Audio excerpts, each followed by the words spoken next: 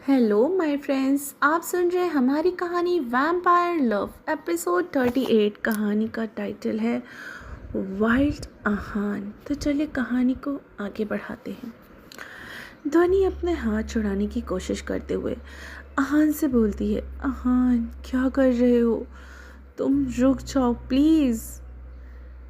आहान ध्वनि के उभारों को कपड़े के ऊपर से ही चूमे जा रहा था, जिससे ध्वनि की सांसें तेज चलने लगी थी और वो बेचैन हो रही थी। उसके लिए ये सब बिल्कुल नया था। ध्वनि के ऐसा कहने पर आहान सर उठाकर उसके चेहरे को देखता है, फिर उसके ऊपर आकर उसके गले में अपने होठों को चलाते हुए बोलता है, बेबी, मैंने पहले ही कहा था कि ऐसा कोई काम मत करना जिससे मैं गुस्सा हो जाऊं। फिर भी तुमने किया, अब इसकी सज़ा तो तुम्हें देनी ही पड़ेगी ना। इतना बोलकर वो उसकी गर्दन पर जोर से बाइट करता है, जिससे उसकी एक आह निकल जाती है। फिर वो उसके चेस्ट पर आकर उसे चूमने और बाइट करने लगता है। ध्वनि उसके नीचे छटपटा रही थी, वो उससे आज़ाद नहीं हो पा रही थी।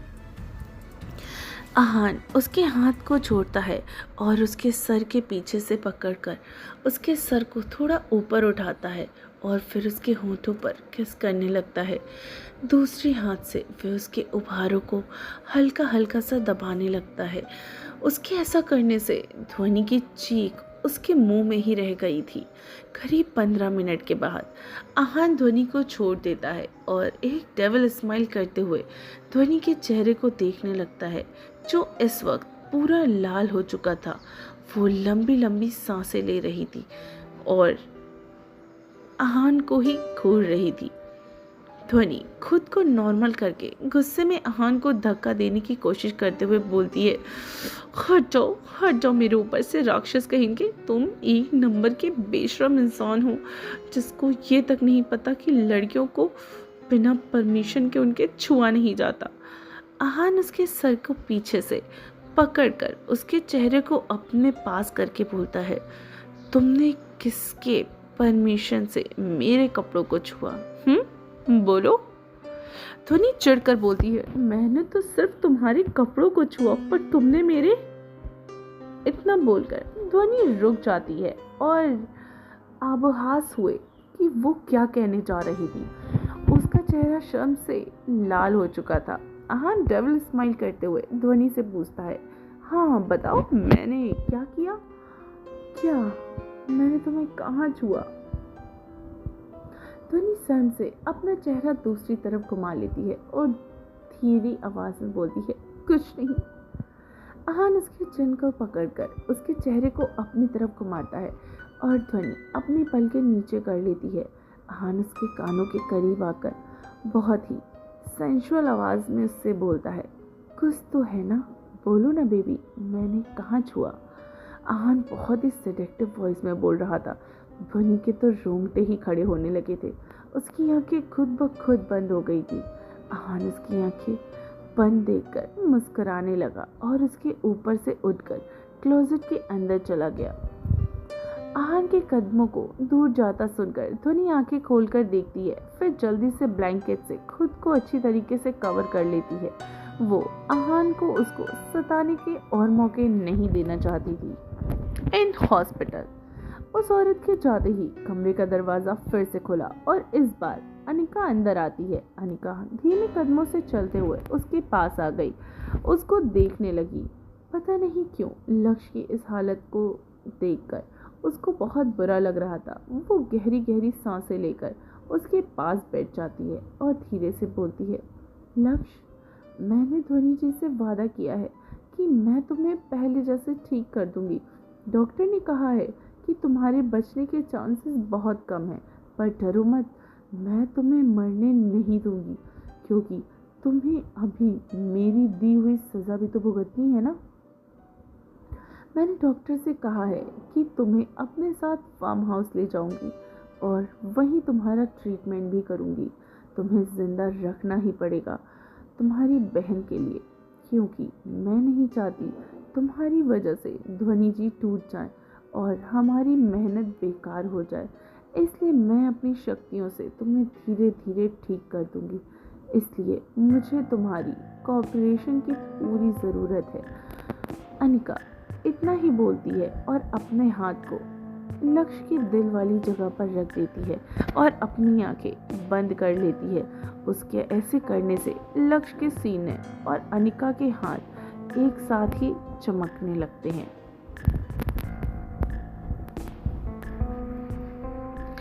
वहीं जैसे जैसे अनिका अपनी स्पीड बढ़ा रही थी, वैसे वैसे लक्ष्य की तकलीफें बढ़ती ही जा रही थी।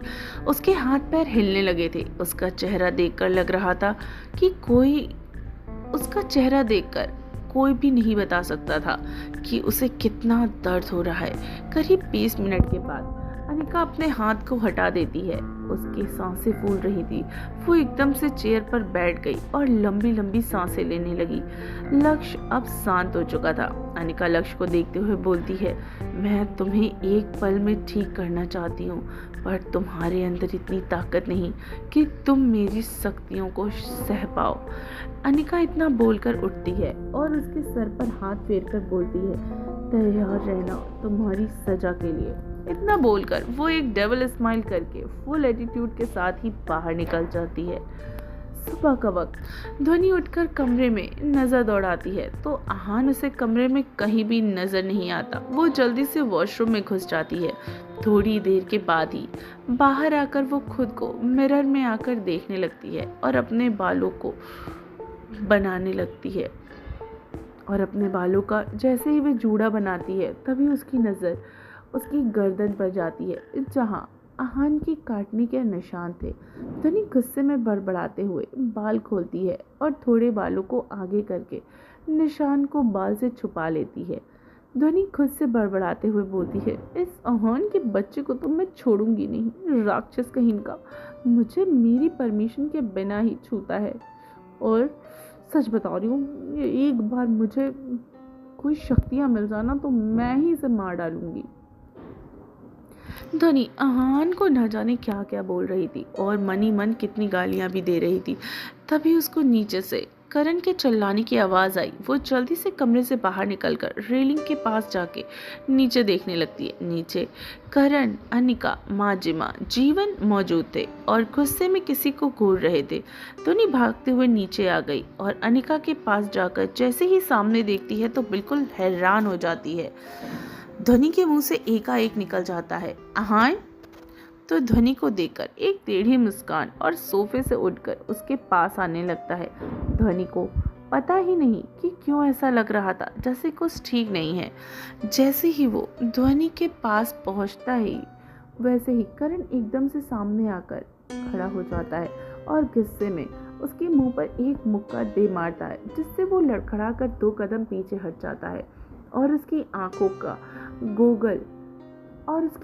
के गोगल्स नीचे गिर जाते हैं। वो अजीब तरीके से अपनी आंखें उठाकर ध्वनि को देखता है। ध्वनि उसको देखकर बिल्कुल हैरान थी क्योंकि उसकी आंखें नीली नहीं काले रंग की थी।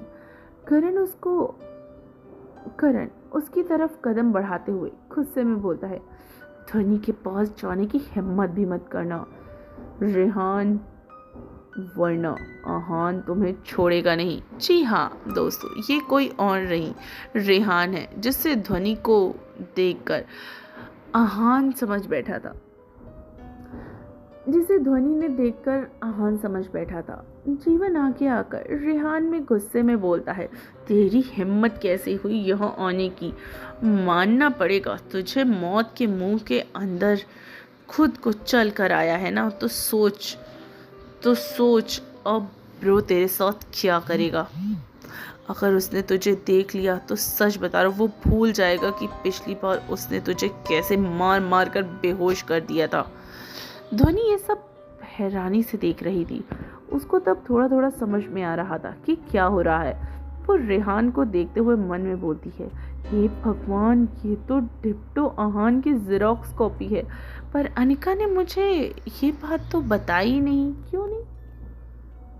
सनी सोच ही रही थी कि तभी उसको फिर से रेहान की आवाज़ कान में सुनाई देती है। रेहान अजीब तरीके से मुस्कुराते हुए अपने होठों पर लगे खून को साफ करके जीवन से बोलता है, क्या यार, मैं तेरा भाई जैसा हूँ, थोड़ा तो रिस्पेक्ट कर। उसकी बात सुनकर जैसे ही जीवन कुछ बोलने को हुआ कि तभी रेहान फिर से बोलता है, रहने दे, तुझसे उस चीज़ की उम्मीद करना बेकार है। वैसे भी मैं तुम दोनों से यहाँ झगड़ा करने नहीं आया हूँ। ध्वनि को देखते हुए, मैंने सुना है कि मेरे परम पूज्य भाई ने एक अप्सरा को लेकर आए हैं। तो अनिका गुस्से में इसके सामने आकर उंगली दिखाते हुए बोलती है, सोचना भी मत, वरना।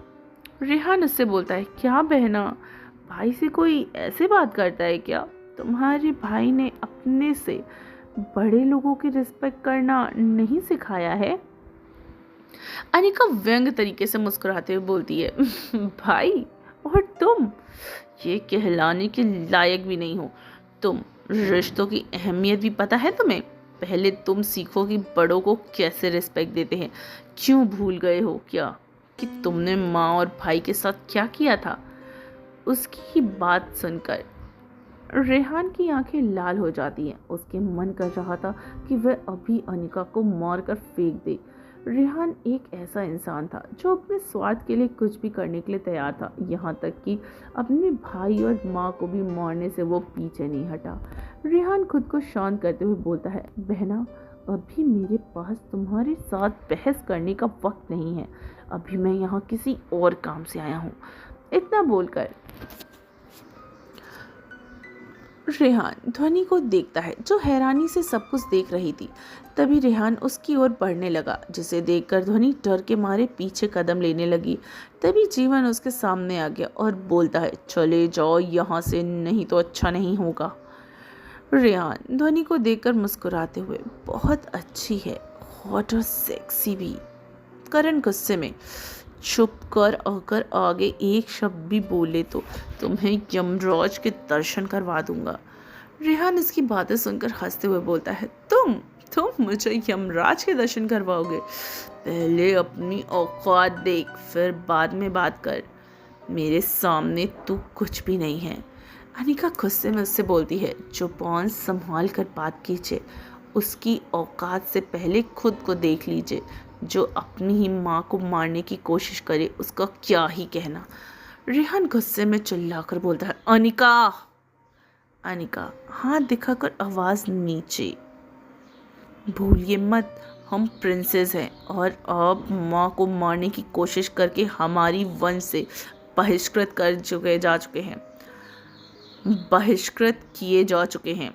अब आपसे हमारी शक्तियाँ ज़्यादा हैं। अगर आपने भाई की गैर मौजूदगी में कुछ भी गलत करने का सोचा भी तो अंजाम बहुत बुरा होगा। अनिका इतना ही बोलती है कि उसके हाथ के नाखून बड़े होने लगे और उसकी आंखों का कलर भी हरे में बदलने लगा।